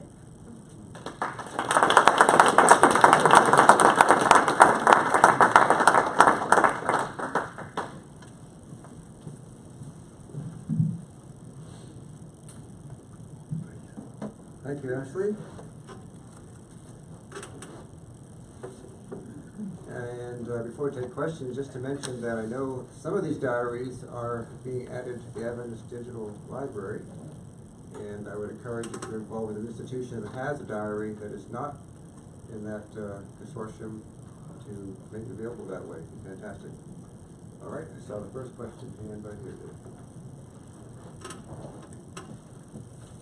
Well, first, thank you to all three presenters for three very sparkling papers. It's a pleasure to know that the conference ended on a good note as well as starting on it, so thank you. Some comments for all three. To Ron, I would. It was fascinating, and I think it's an excellent approach to look at, as Gil put, the materiality of Ellen White's writing. So often we look at the content, and we don't look at how it was written, and yet that does offer insights. But I wonder if, as you develop the paper for publication, there's been some very good scholarship on epistolary cultures, especially amongst women. There's an historian called James Daybell in particular, and I was struck by it because in his book he shows in great detail how things like saying, "Excuse these poor lines of the poor writing," is often not meant seriously, but is a woman's rhetorical strategy, because it actually takes the allegedly inferior status of women and plays upon it by making the man feel obliged to make allowances, and therefore you actually get him on your side. So I would just put it to you that at times that may indeed be, well, I have to write this hurriedly, but at times that's actually a distinctively female rhetorical strategy. So the other question, this is just an interesting point which I've noticed, she often uses English language spelling, and before she goes to Australia, and obviously I affirm this and wish that it had continued in Adventism more generally, but it's just interesting to me why she spells labour with a U and so forth, which she often does even before she goes to Australia, so one can't say it's that the influence there. For both Gil and Ashlee, yes, absolutely, diaries are wonderful, and having her address yesterday, we should use more manuscript sources and not just the review. Gil's point is to say, let's not just look at official documents, but at personal documents too, and I resonate with that and wholeheartedly endorse it. But as both of you acknowledged, diaries are often published, and often intended to be published. The classic example is the head of the British Army for much of World War II, Sir Alan Brooke, whose diaries get published in the 1950s, but he edits them first. They still caused an absolute sensation because of his criticism of Churchill, but he'd actually toned it down. And it was only in the 1990s when the critical edition was published that we found out just how much he took exception to Churchill at various times in the war. And he goes back, but because he typed them up, we're not always sure exactly where he's edited them. At times he's honest. For example, he'll add after a particular outburst about Churchill, "I may have been a little cranky when I wrote this." But at other times he clearly has it and we don't know. So, it's just, I think in looking to use diaries, as with oral history, we just have to be appropriate in the methodology. And I know both of you are aware of that, but just wanted to highlight that because we know people write diaries and edit them later. And then just for Gil, I think, well, firstly, funding for Vuillemir's diary, talk to me. I foresee a new archive series, Archives, Critical Editions in Adventist History. But also, yes, we need the close reading. I just want to underscore that, and that includes that kind of methodological complexity. And the final point, though, is, as I hope you'd all agree now, is, for goodness sake, when you talk to anyone whose elderly relative has just died, or an elderly Adventist themselves, appeal to them to make provisions for their papers, or tell them, please don't throw away your granny's papers, because we don't know what diaries are still out there that could be utterly revelatory. So thank you again to all three presenters. Wonderful papers. And obviously we're all writing diaries, right? Everybody? Everybody? I am. Oh, okay. With a fountain pens, I hope. Any response to that? Well, I did start a diary in September, and I've kept it faithfully every day since then. Is further response that you wish to add? Just to put a little damper on your British spelling, she's probably relying on the King James Version. She's so much into her thinking. Well, less than King James. Okay. Let me say one thing about spelling. Years ago, I wrote a paper called The Meaning of Misspelled Words. And for instance, and this, Mrs. White sometimes spelled the word idea with a final R. So you can sort of hear her speaking in her Down East Maine accent. I'd just like to highlight, David, as the point that you made, that close reading is important. Working with the Percy Sibley Andrews diary, it took me almost to the end before I realised that some of the people I'd read about along the way were Adventist or were cousins of Adventist, and I had to go back again, and suddenly the family came alive in a way that I hadn't really appreciated before, and it was very rich. And perhaps at times also looking for what people don't say, especially in a diary, where you know what. And I think Ashlee brought that out. There are not some of the things one might expect, and so that's probably telling at times. I suspect that the anxiety that Ellen White didn't want to confide to her diary was what it would be like if James and she separated completely, or if she had to continue working without him. The context suggests that it's that kind of tension, and she's confronted with the horror of that. Well, Yes. Oh, go ahead. just quickly, for putting in an OR for archivists and librarians, for historians to work with them, because one of the ways we get these materials to do this historical research is by having the archivists and librarians work with them to prepare them for researchers. So, yeah. Okay, here first, and then Ken.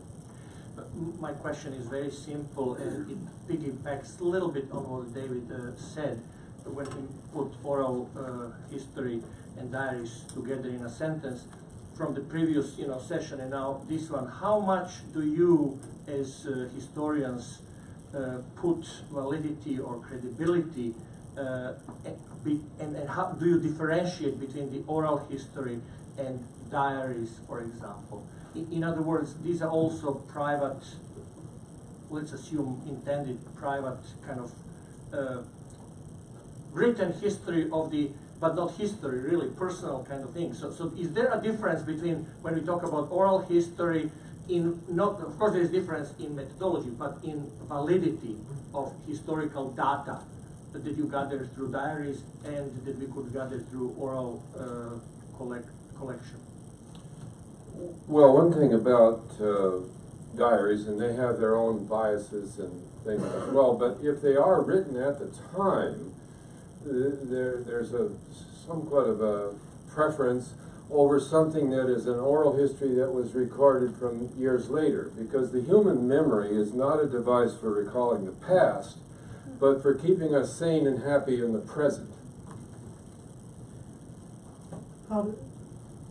Part of the trouble with oral histories, I mean not trouble, but one of the limitations of course, is that they are usually a response to questions that are being put to the person who's recounting. So they're somewhat shaped by what perhaps the interviewer is wanting to hear, and one needs to keep that in mind. So both with oral histories and with diaries and memoirs, one has to approach them with a hermeneutic of suspicion, and just keep in mind the context and perhaps the purposes in which they're being written for. Well, that's also to assume that only diaries are subjective. Rather, all documents filter through someone's subjective lens. So whenever we approach a text, are we not supposed to think about it critically? So the same thing goes with diaries. That's why with mine, she may write that, people here don't like me. Well, that's her perception, that she thinks people are unhappy with her or whatnot. But you can also go to other documents to see if they correspond with how she felt. But people's emotions cloud things, even in and what people's purposes are for writing it, because you're going to look at the review, like some news article there is going to have details that a secular newspaper account of the same event is going to focus on something completely different. And so you just have to evaluate it as you would do anything else. Yeah, Ron alluded to the annotation volume of the Ellen White Letters and Manuscripts, and the first volume does include Ellen White's first diary, 1859. The complete diary is in that volume. It includes the first diary and some facsimiles from it, right? But it's not the complete diary in facsimile. It's the text. The text. Yeah. Yes, What is that in? The annotated Ellen White Letters and Manuscripts, Volume 1. Thank you to all presenters. I think we probably all as historians have an affinity for diaries. I've spent many hours with them myself. And a couple things, Ashlee is talking, you were just talking about emotions, and that gave me the idea that one of the things that could be helpful in understanding diaries is to look at emotion theory, which scholars have been working on, especially since the 1980s. My professor at John Corrigan at Florida State University is one of the leaders of this area of theory, and that may be very beneficial as we look through, because there's a lot of these emotive types of descriptions and language. The other thing that I just wanted to point out, which I think needs more study, but I'm not sure if anyone else has the desire to try to join me in this, and that is that some of these diaries do have shorthand in them. And Dr. Valentine and Graybill, you both mentioned Pep's diary, you know, which is famous, of course, and of course when that shorthand was discovered, you found all this information out. Well, I have transcribed Loughborough's 1868 diary in full, for example, and he mostly is recording things that are not that interesting. But there are some things that are very fascinating that he is definitely trying to keep private, such as remarking on July 7, 1868, that he promises not to touch his new wife Maggie for an entire month. And Why? given his belief in vitalism and vital force and etc., it is very likely, because John Harvey Kellogg and other medical specialists were arguing that you should not have sex more than once a month. And so this kind of thing is probably suggesting Loughborough's struggle in actually adhering to his own thing, which he even writes about in his own book on health. And so some of these things are very fascinating, and some of the other things that are very private, he mentions phrenology, etc., but he also talks about himself and sort of laments about his own shortcomings quite a bit in shorthand. And so this is sort of a clarion call. I would love to help other people learn how to read this stuff, because there is a lot. There are hundreds of pages of stuff in shorthand, including diaries, that needs to be deciphered in Adventist history. Tim, let me ask, are there any transcriptions of Ellen White's sermons in shorthand that have not been deciphered? Kevin was actually working on some of that for us. As far as he could progress, yes, we gave him some of those. Unfortunately, yes, there are. I came across two in 1889 at the General Conference at the Center for Adventist Research, as well as a whole other stack of documents this thick from Harvey Edson Rogers. The problem is that Rogers wrote in the Graham shorthand. I had studied Pittman shorthand. Now they're very close. But then also at the White Estate, there's a stack probably this thick of interviews mostly that are written in Pernin shorthand, which I have not yet had the time to tackle. But there were at least 4 different methods that Adventists used, and I've done a pretty good job, I think, of tracking and tracing when those methods were more popular, as far as when they were taught at colleges, etc. But it is a very time-consuming process. And so, unfortunately, I haven't been able to explore it in my doctoral studies this far, but hopefully when I finish, I'll get back to it. Sometimes you have found an actual transcript we have with the notes, and it allows you to make a comparison. Yeah, I've done a number of letters, and one of the things that I worked on was one that that Ellen White writes to Uriah Smith. And, no, it's the other way around, Uriah Smith to Ellen White. And I transcribed the whole thing, and then I found the original, and only 4 words were off from my deciphering, but they were 4 synonyms. And so the amazing thing to me in that was that this is possible. You can do this and be fairly accurate in your work. So. Okay, other questions? Okay, yes. Yeah, this is for Gil. If I could refer to your manuscript here. on page 15, I'm wondering if that Nelson you're referring to there on the last line could be Helge. Yes. H-E-L-G-E. He later assaults Ellen White, you know. Yes. And A.T. Jones has to call the officer and have him taken off to prison, taken off to jail. Yeah, he liked to have people call him Angel Nelson, however, but he's a rough character. Also, these may just be typos, but on page 18, Catherine Byington spelled her name with an A in the middle. C-A-T-H-A-R is the way that she spells it. Thank you. Just thought I'd mention that. Anyway, yeah, Helge, and the other one, just a page back, I think on page 16, you may be confusing William Jennings Bryan with William Cullen Bryant. They're contemporaries, but Bryan, the one you're referring to, doesn't have a T on the end of his name. The one is a poet. Okay. The other's a politician. But fine. William Jennings Bryan, yeah, B-R-Y-A-N, Thank you. rather than the T. Yeah. That's why it's a work in progress. A draft copy. Thanks. Yes. This is a comment, a question. Really good papers. I'm really excited that we're looking at diaries now. If you do a lot of women's studies, you'll find that diaries became very important. In response to Dave's query, David McCullough, his work on John Adams was clearly from the diaries that he found in the Antiquarian Society in Worcester. He did a lot of that. And in some way, I forget which library in Boston, there's a lot of the diaries of 19th century women. And I don't think these women had originally planning to be published. And so you get a more clear expression of what, understanding how they really felt because they wrote these diaries. So I think it's a really good thing, and I really hope that we can collect a lot more and tie it in with this morning's or the earlier panel of some of the diaries of people who were overseas, not just missionaries, but local people who wrote diaries, and we get a better picture of the Adventism in the global sense. Any other questions? You know, I just wish, I just wish these presentations could be maybe put together some kind of way and put in the Adventist Review to show the importance of diaries. I have a whole new respect for diaries, and somehow, you know, I don't know how the order, but shortened Mrs. White's. I think that's very important in what you did with a lady and what you're doing with other diaries. I don't think people understand the importance of diaries. So if something could be put in the Adventist Review and maybe even make a request for other people. I've been writing a diary. I think I write in it twice a year. On my birthday and first day of the new year. And I moved and I put my diary away so I could find it, and I haven't been able to find it yet, so I didn't write in it this year.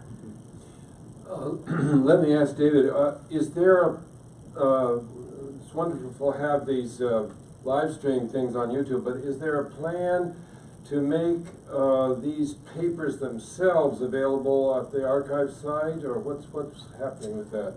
No, there's a number of people who said what it is. It's from a forthcoming publication, and they would prefer it not to be made available on the website.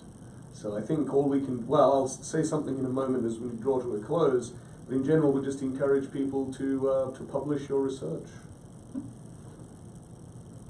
Aren't the videos that we're streaming, they are actually on YouTube? Yes, they will be archived. They'll be on the Archives YouTube channel, and you know, if you're not all avid watchers of the Archives YouTube channel, then obviously you should be. Yeah, so that's one way that they are available. They're currently available.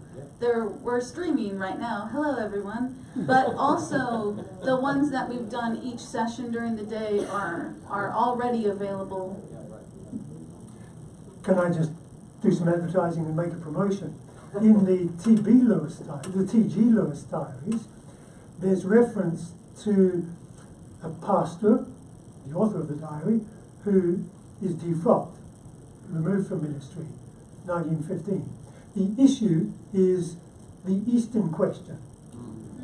And for any student who's interested in the history of Adventist prophetic interpretation, this would make a superlative case study.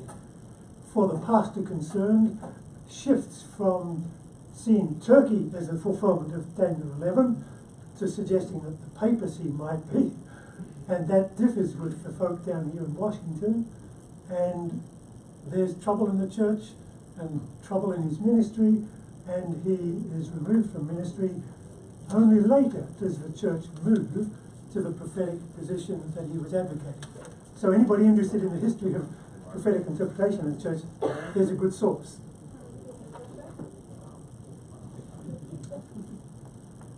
Yes. In Gilbert's paper, page 16, there's a wonderful sentence that it says, apparently there were more tensions associated with these important meetings than were reported in the review. I think it's a great sentence that summarizes a lot. Now, regarding this, I have a request for everyone, not only for the panel, but for everyone, just to get your feedback. If you have to write a short piece on what we did today, what we listened, what would you say? Do you find, anyone, like a thread, something connecting all that we hear today? What would you say? I have an idea, but I want to hear yours. The whole day? Yeah. Well, Careful, because you will be all quoted.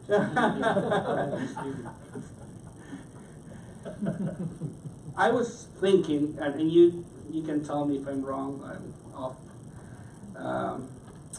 that, from this morning, from China in the 20s to Africa, oral history, and Europe, and all the other diaries. There is that notion, that idea of a church in movement, a church very active, very inventive, very ready to adapt, and to find solutions to real problems along the way. And do you agree? Do you see that thread? Or what do you see? I would like to know. Yes, Dave. This isn't a direct answer. This isn't a direct answer to your question, but it comments alongside it. And I like the way we ended today, because I think that this emphasis, I'm not a historian, I think that this emphasis on diaries and oral history and things in China just expand the sourcing of Adventism and expand the canon of authority for Adventism. And it begins to move us away from the big person history and big event history to these things that are much more deeply textured, that I think, will be, this is being an apologist, will be deeply helpful to the church. And I'm just grateful that there's this kind of turn. Because until the tales of the hunt are told by the lion, you don't really know what happened. And so I think this is a rich and can be transformative as we kind of pile on the sourcing material, apart from minutes of general conference sessions and decompressing Ellen White's writings. I just think there's just rich terrain, and go for it, historians. I'll read anything you write. For once, Chuck and I actually agree on something. And he's in my Sabbath school class. Well, I have to keep you honest and keep people free from your heresy, Chuck. It's my ministry. I was going to say, Marcus's question, I think you're right, but also Chuck's point, I think, is right. That this reminds us that Adventist history isn't the history of about a dozen individuals. And, last night when we were talking about telling the stories, part of what we agreed is, we need to tell more stories and newer stories. And I think too often Adventism is the history of a small number of very distinguished individuals. Now, not even all of them have yet been studied critically, but now quite a number of them are. And yet, It's one of my frustrations that I see Adventist studies and Adventist history doctoral students still circling back very often to the same things. And what we've heard today especially, but both these 2 days, I think, is that reminder that Adventist history is potentially very rich, very textured, very deep and very wide. And we've been given some hint of the dimensions. So, Marcus, I think what you say is right, but the reason that Adventism is that, the dynamic, inventive, creative, is partly because Adventism isn't the story of James and Ellen White and Loughborough and Andrews, even though we heard those names quite a bit in the last session. It's also the story of the Jennie Thayers and of the forgotten church members in Africa whose oral histories Michael has talked about, and all those other people. And I think so this has been a good reminder that there's a wonderfully rich Adventist history out there. Let's go find it. I agree with that. I keep being reminded of when I was, before I came to work here, I was like, oh, I like Adventist history. It's all, you know, it's fascinating. It's part of the group that I belong to, like where I have my membership. But once I got here and I discovered how much I didn't know, that I hadn't learned, that like the depth of it and the breadth of it, that I've got more connected to it. And as an archivist, we always talk about how groups get identity from the stories of their past. I think historians talk about this too, but archivists is very important because we collect the things from people's pasts. And we want to make sure that we get representative of all the different stories, because no community is a monolith. My story is not the same as your story, and another person's story is not the same as either of our stories, but yet we're all members of the same community. We're all a family. Like, mom's story is not the same as dad's story and whatnot. And so therefore, like, what we need is telling these stories so that everyone feels like they're a part of a group, because if you don't feel like you belong, why are you going to stay? So, Tim, I'd also like to just say too that I remember hearing the authors of Seeking a Sanctuary came and gave a talk when their third edition came out, Bull and Lockhart, and I remember them saying, you guys should all be keeping diaries and writing down like what you had at potluck, you know, today. Like you don't study yourselves enough, and you need to write your stuff down. And I was like, oh, that's interesting. And a couple of years ago, the leadership at Southern Leadership of Oakwood got together, and I was asked to do the Sabbath school for that. And there were about 80 people in the room, all of whom probably been lifelong Adventists. I'm pretty sure most of them had from a big range of backgrounds. And I asked them to all tell how communion was kept in the church of their childhood, how they practiced communion. And they wrote it down, and then they shared it in groups. It was just such a rich conversation. People loved being able to do that, and then I kept it all. I kept it.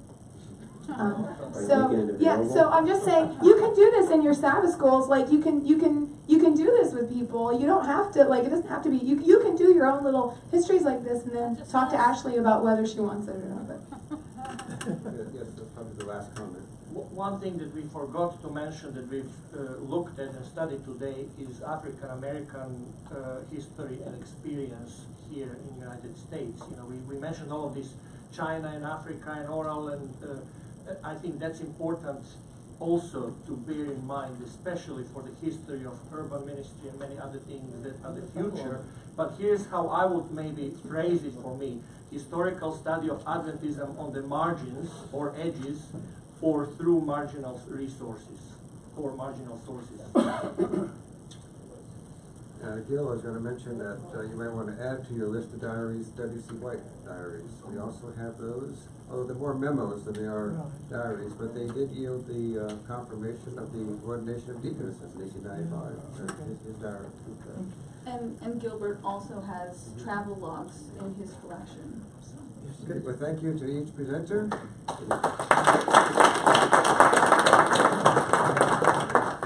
David, concluding remarks. Thank you, Tim, and that was a wonderful discussion, and I think probably if it weren't late, after 2 tiring days, we could have continued at some length. And I'm sorry that we didn't build in enough time into the program to have a long plenary discussion at the end. but it did mean that we're able to fit in a few more papers, and the papers I think have generally been very good, very high standard these 2 days.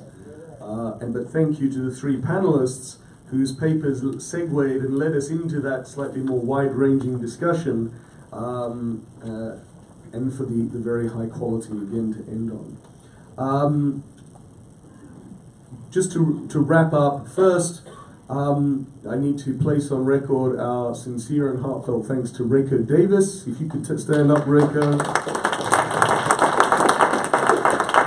She's made all the arrangements here and also helped our colleagues at WAU make the arrangements there, and has been in touch with many of you to help you with registration, and for some speakers with travel plans as well. So thank you very much indeed, Reiko. It couldn't have happened without you.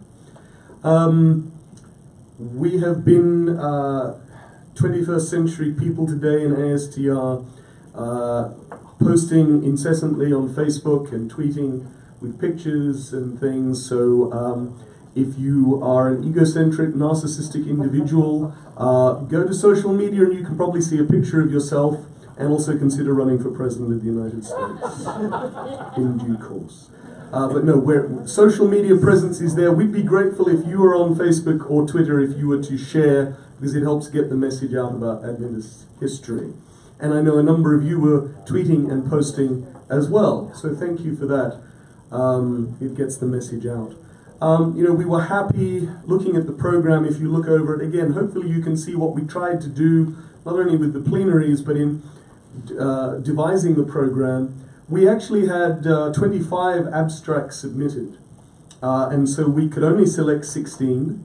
Some of those papers probably weren't really quite good enough, if we're honest, but some of them were really rather interesting. And so I think it helped to have a selection process, a peer review process for that. But we did try to get a balance of issues, of areas, of types of history, and also of different types of historian. And so we were glad to have with us 4 of the 20 papers by scholars who are not Adventists, and we're glad that we had them with us, and that we have 2 of them, Alec Ryrie and Nathan DeVere. Thank you for coming and being part of our conversation. I wish we had had more than 4 women scholars, though in some respects I feel sort of, well, we at least it was a 5th. That's an area of weakness in Adventist historical scholarship. It's not easily solved, but it's something to work on. On the other hand, I've been to conferences where there's been no women scholars, or less than 1/5, so one wouldn't wish to be complacent by any means. We can do better than that, but it needs to start with encouraging talented women undergraduates to do graduate study, and then universities to encourage graduate scholars to go on to the profession. That's something we can all think about how we can do better in that respect. But also, I hope you've noticed we've had a diversity in ethnicity of presenters, and also the subject areas that have been covered. And I think it's been helpful to range from China to India to Africa and back to North America and Australia. So we thank you for being part of that. We thank you for those who've given papers, those who haven't given papers, just came along for the ride and have offered many useful comments, not only in the formal session, but in the informal discussions that take place, which are, of course, often the best part of the conference. And so thank you for enriching our conversation. This issue of what is Adventist history that we're touching on at the end, I think, I look forward to the next conference of Adventist historians, whether the formal ASDA meeting in 2019 or another conference that gets organized. That conversation could hopefully, I think, continue. I have a pitch to make, though, which is, there once was an Adventist periodical on Adventist history, Adventist Heritage, which many of you will remember, now late and lamented. When I posted the program of this, I had several friends on Facebook make the point, and not just make it once, but keep coming back to it. Can't you resurrect Adventist heritage somehow? These days it probably wouldn't be a magazine, it might be a website and an e-zine. Something constantly updated. One of my secret dreams as director of ASTR that I've shared with very few people, but would be to have a peer-reviewed review of Adventist studies. I'm not sure that will ever happen. But I think at least a magazine like Adventist Heritage that wasn't peer-reviewed, some of it was often very high-quality scholarship, and had gorgeous illustrations, not least due to Jim Nix being the picture editor back in the day. But that was a wonderful way to make available scholarship and ideas and stimulate discussion. So let me make the altar call to you. Every Adventist meeting ends with an altar call. If you're willing to contribute that, please contact me. I'm not going to ask you to raise your hands while every eye is closed, or to come to the front, but I put it on your heart if you're willing to be part of that. Contact me, because I think through a community of partly volunteers and some subsidy and a web presence instead of just a print magazine, we could have an electronic journal of Adventist history. It would take some doing, it wouldn't be easy, and I have doubts myself as to whether it can be done. But let's at least explore that, because I think that would solve some of the problems we've identified, including a way of, coming back to DeWitt's point, making these papers available. We will pitch things to other partners, the Adventist Review, and this year we hope, or fairly confident, of launching our GC Archives monograph series with books on Adventist history, at least a second and perhaps a third volume in our GC Archives Finding Aid series, and I look forward, if not this year, then in due course. We have 2 candidates now, I hope, you're being the second for the GC Archives Critical Editions series. So there are things that can be done, there's always much more that could be done, but let's not end on a depressing thought that there's always more to do. I think for once we can be just a trifle self-congratulatory that we've had a really good experience, and we've been reminded of the richness not only in Adventist history but in our historiographical community. So as I said before, let's go forth and find more of that Adventist history from beneath, as opposed to the Adventist history of the church's elites, one might say. Let's write it and let's share it. There's the quotation that every Adventist knows of Ellen White, but the one I've come to like even better is when she writes to A.G. Daniels and says, "The past experiences of God's people are not to be counted as dead facts." And I think for a faith community, the past experiences can be salutary, they can be chastening, but they can be inspirational as well, and they can also make them matter for good, high-quality scholarly history, but they have that wider purpose for a faith community as well. So thank you for being part of our conversation and to being part of the continuing conversation in the next few years. Let's close with a brief word of prayer. I'll invite you to stand.